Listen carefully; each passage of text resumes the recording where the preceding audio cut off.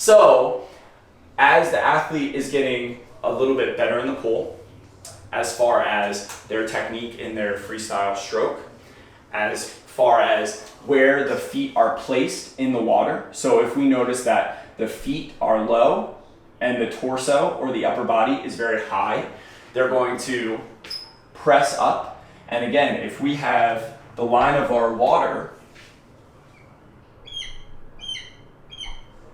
all right, so if the feet are very low and the head is very high, we're going to have that breakout angle that's very, very high again. Similar to what we think about with our start. If the feet are very high and the head is very low, boom, we're going to hit the bottom of the pool. So as we start mastering the skill, we go back and forth again between our strength and technique.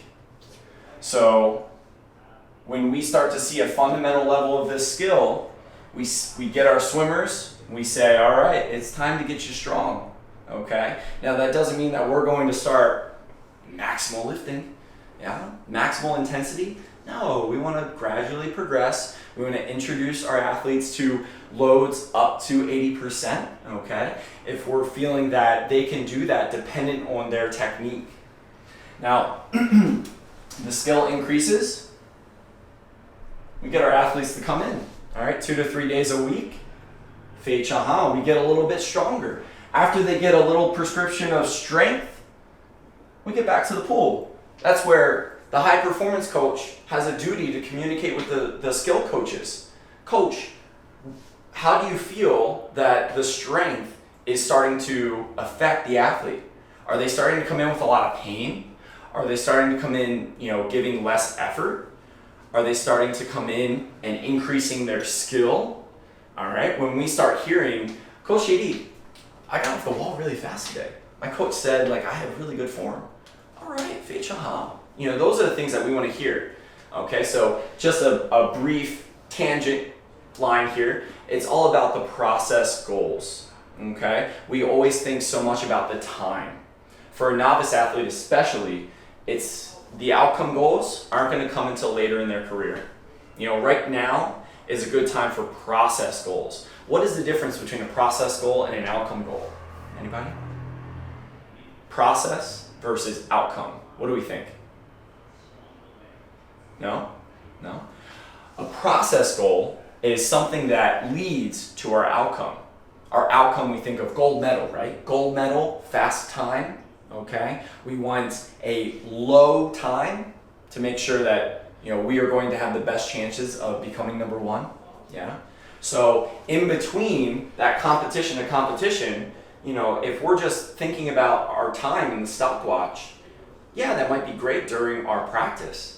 But what about the process goal of maybe increasing our strength, increasing the skill? Where are the feet landing?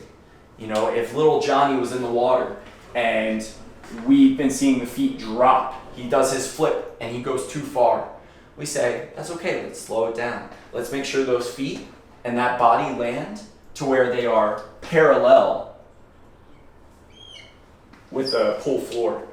Not to mention, we want to make sure that based off the body height, that they are deep enough to where they can push off and create that explosive breakout. Come on. Okay.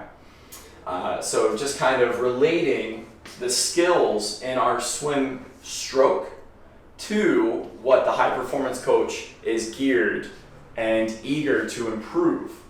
So as we get more and more communication, as we start seeing the athlete more frequently, we start to understand what their limitations are in the water. We start to understand their basic foundation of movement literacy, meaning how well they understand and feel their body during things like a hinge, during the squat, during our push, and during our pull. And we have to make sure that all of these come together in a holistic approach.